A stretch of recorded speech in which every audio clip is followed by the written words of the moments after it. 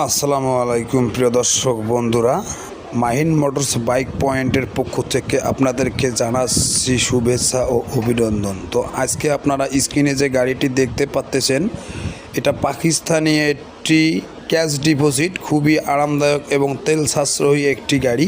তো গাড়িটি ব্র্যাক এনজিওর নামে চলছিল, অর্থাৎ রেজিস্ট্রেশন করা কোম্পানির ছাড়পত্র ও এফিডেভিট এবং গাড়ির সকল কাগজ ওকে আছে।